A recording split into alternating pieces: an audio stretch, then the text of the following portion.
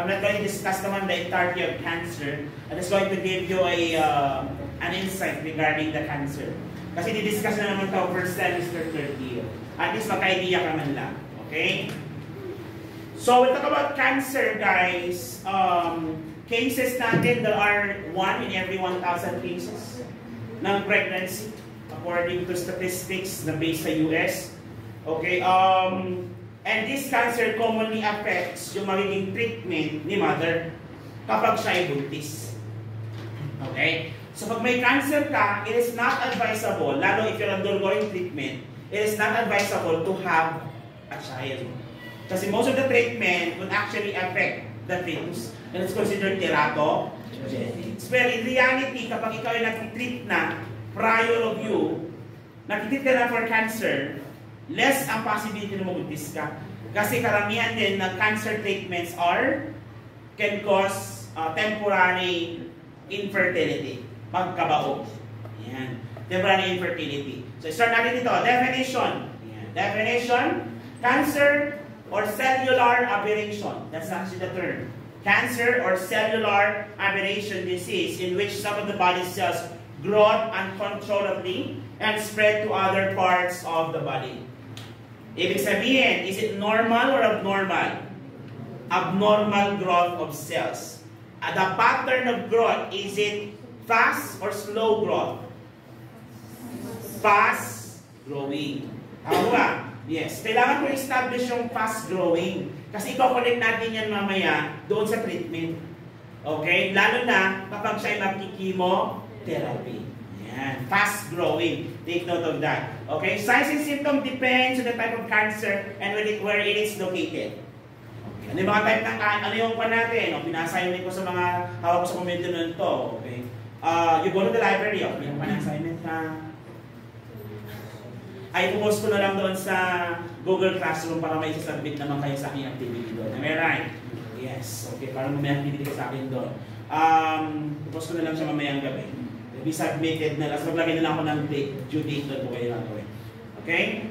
Tapos, depends on the type of cancer. Okay? And the treatment would be either of the following. Number 1, surgery pa rin ang the best. If you would ask, what is the best treatment for cancer? Generally, it's surgery. Because if you remove the abnormal cells, it will no longer metastasize to other part. However, it still depends on the type of cancer. Paano pag leukemia? Can you do surgery with leukemia? Tanggalin na natin yung dugo niya. Nakakatakot naman yun. Okay? Kung possible nga lang yun, di ba? Okay, if the problem is within the blood, you drain the patient's blood, then replace it to the new one. Kasi hindi na possible yun. Kasi bago po ma-transfusion, napatay na siya. Okay, sa possible, sa fiction story, pwede. Okay? Yung mga, ano tawag dito? Mga Frankenstein story pwede. Chemotherapy is the use of strong, acidifying, alkalinating, antibiotic drugs. Nalala nyo ba? Pinag-aralan nyo ng pharma last semester? Acidifying drugs, alkalizing drugs, and antibiotic. Nalala nyo pa sila? Vancomycin. Sila yun, i-combine mo yan mga yan. So basically, it is a concoction of toxic drugs that has yung tinatawag nating specific toxicity. So toxic lang sila sa cells that has a pattern of growing fast. However, yung selective toxicity nila, hindi niya ma-distinguish kung ano ang cancer cells at non-cancer cells. Basta alam niya lang, ang trabaho kong gamot, patayin ko ang fast-growing cells. Eh, ang problema, sa katawan ba natin, may mga fast-growing cells din? Yes, katulad ng buhok. Sir, may fast-growing cells ka? Wala na. Pakonsuelo kayo na umaga, nakita ko ng post. Yayaman daw, ngayong 2025, ang lahat na malapad ang noo. Sabi ko na, this is my year talaga eh. Year of the snake pa. Ah, year of the snake yan, di ba? Oh, year of the snake. Ako sabi ko na, mayaman. Ano kaya may kayayaman ko? Hindi naman ako pwede manalo ng loto kasi hindi ako tumataya. Di ba? Sabi ako kayayaman. Magiging president. Chemotherapy, okay? Fast-growing cells. Example ng fast-growing here. Di ba, pag boys, pag nag-ahit ka, After 2 days, meron na naman. Ito, papakahit ko lang ng the other day. Bago Sunday, meron na naman. O sa babae, di ba? Minsan kapag... Mas may... Medyo itchy-itchy na. Kasi nga, tumuto ko na here. It's fast growing cells nila. Ano pa? Gonads. Gonads. Ano yung gonads? Yung sa male, yung testes. Sa babae, yung gonads nyo, yung ovary. Yan, that produces the egg cell. Okay? Kaya nga, nakakabaog ang gamot na ito. Kaya pag nag-treat ka na ng chemotherapy, bago mabuntis, hindi ka mabuntis. Kaya more or less, nabuntis mo na siya, bago nyo nalaman, may cancer siya. Okay? Ma-apektuhan yung treatment. Okay? Kapag ano pa, bone marrow, fast growing cells siya. Kaya nga ang cells mo, RBC, what is the lifespan? 90 to 120 days. Kaya nga, pwede ka mag-donate at least 3 to 4 times a year ng blood. Pero hindi ka pwede mag-donate within 3 months. Kasi nga, you still need to give time for your bone marrow to produce the amount of RBC na kailangan ng katawan na nakuha from your last donation. Okay? So yun lahat. Okay? Kayon, methotrexate. Example nga mo nito, methotrexate. Methotrexate, yung isang sa gamot na ginagamit natin sa mga for chemotherapy drugs. Ang problema nito, ang fetus by fast growing cell. Yes. Kaya pag ikaw nag-undergo ka ng chemotherapy while you are pregnant, mabuhay man yung bata, baka 5 ang kamay. Eh, may sumay, gano'n. Diba? Ano ba yung pwede ng itsura? O kaya, wrong turn, gano'n.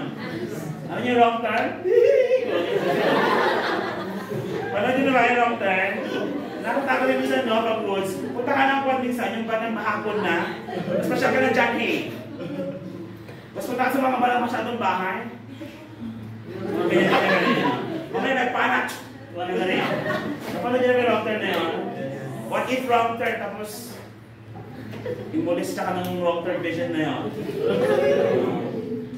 Takot. Okay, some of the most common cancers diagnosed during pregnancy includes the following. We have your breast cancer, cervical cancer, Hodgkin's lymphoma, non-Hodgkin's, ovarian, malignant melanoma, leukemia, thyroid, and colorectal. So regardless kung anong type ng cancer yan, the manifestation depends kung saan. The number 1 cause or link, cancer is a known cause. Idiopathic po siya. So pag later on nagawa kayo ng inyong case press, tapos cancer yung case ng pasyente, gynae, ang dapat nasa taas nyo, idiopathic. Tapos makakaroon na ng broken line to connect it with some of the risk factors. Ano yung mga common risk factors? Depende sa cancer. Pero ang common in general sa lahat, cigarette, smoking. Mga carcinogens natin. Okay? Cigarette smoking kasama dyan. Okay? Mga carcinogens. Asan yun yung common sa mga promiscuous women? Nabanggit ko yun sa lecture. Okay? Yung HPV infection, nalala nyo yun? Discussion ko sa video. HPV infection. Common sa promiscuous women yun.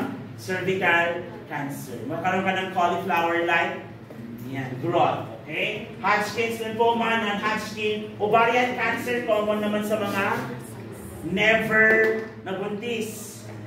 Common yan sa mga kwan. Common yan sa mga tumandang dalaga. Okay? Because it's an exposure to too much estrogen. Malignant melanoma, leukemia, thyroid, and colorectal cancer. Ito maraming cases ito, lalo sa old age. Colorectal. Kadalasan ito old age, pero pabataan ngayon na nagka-colorectal cancer. The last case na na-encounter namin back in Jen, I was on the adult school back then. 29 years old, may colorectal cancer. Pero titignan mo yung book, nasa 50s and above dapat yan. Pero pabata na mabata. Stroke na, pabata na mabata sa amin, may na-heart attack sa amin, 17 years old. Namatbahay namin. Tapos merong 21 years old, stroke. 21 years old. Kaya sabi na pinsan ko sa akin, alam mo dahil. Kasi 3 anak mo. Ang gaganda pa. They need you. You have to start losing weight. Sabi niya sa akin, meron akong challenge sa'yo. If you lose weight, I'll give you.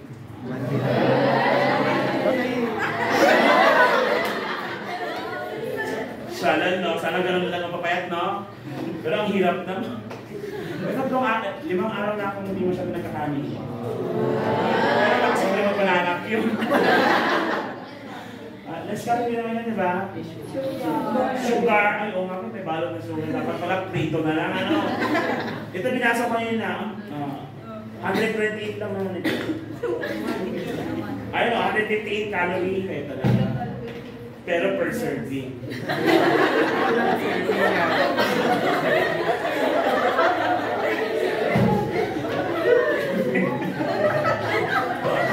Hindi ko nakita yun na. Yung 158 na nakita ko. Yung per serving, kaligtaan ko. Oh my God. So, wala na. Sa inyo na? Next, management tayo. Yan lang. I will not discuss specifically. Wala pa, ubos tayo ng oras. Okay, but may mga readings naman because in your module, please scan them at least. Then make notes in your notes. Okay, but generally, this is how you're going to manage cancer. Okay, number 1 is preventive measure. Preventive measure. Again ha, i-relate natin siya sa pregnancy, maapektuhan yung treatment. Either you choose to continue the pregnancy and you have your treatment at the latter part, but it's gonna be late by then, or tuloy yung pregnancy at the same time, sumugal ka, na kahit mag-chemotherapy ako, hindi maaano ang bata, but less likely, the possibility is low na hindi maaano ang bata, or you terminate the child and you undergo the treatment. Kasi yung mga choices na pwedeng gawin. So, whose decision is that? Of course, the parents, tama ba? So, ano gagawin natin dito? As an advocate, will try to explain to the mother the pros and cons of her actions. They will give them time to decide which is which. Okay? So that's, yun yung pinaka-part natin dito in terms of your treatment. Preventive measure. Marami naman cancer ang preventive talaga. Okay? Of course, number 1, diet modification, lahat ng lifestyle modification. Ang problema, karamihan ng ating mga cases ngayon ay, karamihan ng mga cases natin sa Pilipinas ngayon ay, ang ginagawa natin is related na talaga sa pagkakaroon ng cancer. Number 2 siya sa Pilipinas in terms of killings. Okay, number 2 na, neoplasm. And by the way, cellular aberration is also known as neoplasm. Okay, neoplasm. So preventive measure, ano yung preventive measure? Vaccines. Yung video, nakita nyo sa video, sinabi ko, HPV can be prevented through vaccines. Pwede ba magpabakuna ng lalaki? Yes. This is not to develop cervical cancer, but to prevent them acquiring the condition and transmit it to their partner. Will tayo doon? Yes. Okay, early diagnostic tests. Cancer is highly curable for as long as it is detected on an earlier stage. Okay? So, ano yung mga diagnostic test na yan? Tulad naman diagnostic, mga pagkatuwa nyo lang ng jowa mo, check niya kung, abe, makabuntis ako, nag-check siya ganyan, negative, may sobrang pity, trinay yung lalaki, siyang nag-positive, pero, markers yun. Kasi baka meron siyang trophoblastic carcinoma. Yung trophoblastic carcinoma, why? Because trophoblast cells increases HCG. Pwede mangyari sa lalaki yun? Yes, if the cause of their cancer is a type of trophoblastic cancers. So pwede mo positive sa lalaki. Dito tayo? Yes. Ano pa yung mga test? Digital rectal. O ikaw, kung gusto mo buwan-buwan, magpa-digital rectal ka. Ito ba? To identify, baka meron kang rectal cancer. Ano ba? Prostate cancer. O, ano pa? Mga babae, monthly. Mammogram. Siya na. Kasi siya, mammogram na pera siya. Ang problema lang sa mammogram kasi talaga, hindi siya pwede sa susi. Susi. Susong maliit. Kasi anong iipin din ng mammogram? Utong lang.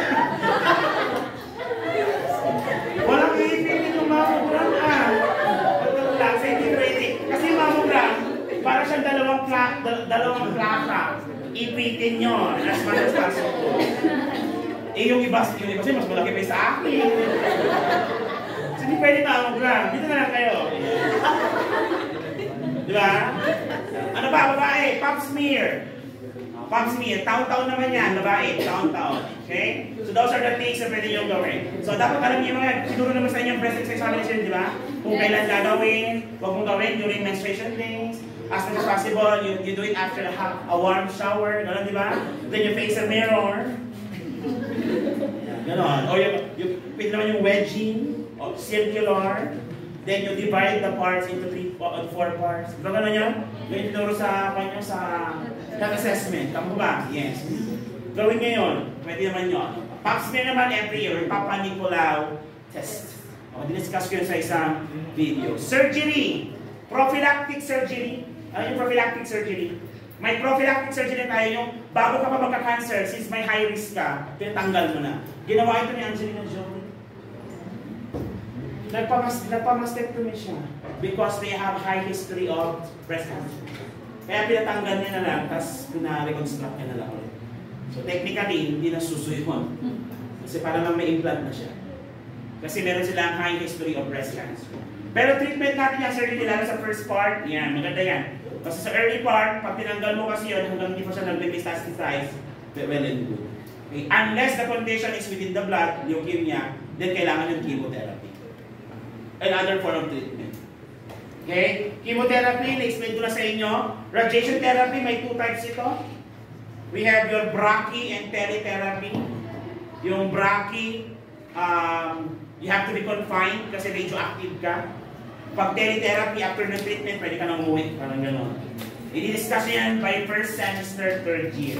Cancer. Okay? Pwede ka may discuss yan. Kaso nga lang, mauubusan naman tayo ng oras. Okay? Bone marrow transplant. Alam niyo na ito. Sa tayo mga pwede mag-aspirate ng bone marrow. Dito, sa pelvis. Mga large bones. Yan. Pelvis na kadalasan dito. Is it painful, sir? Yes. Okay? Umiiyak yung mga binubon na marrow transplant. Kasi sa buto talaga. Tutusok yung karayom sa buto. 16 gauge. Alam niyo yung gauges, di ba? The lower the gauge, the larger the bore. Tama? 16 gauge yung ginagamit. Kasi ibabaon siya sa buto. Tapos mag-aspirate. Tapos, papatch mo yon. Tapos, they have to lie down kung saan yung sugat. To apply pressure to prevent bleeding. Ganon. Yes, and proper sila for infection.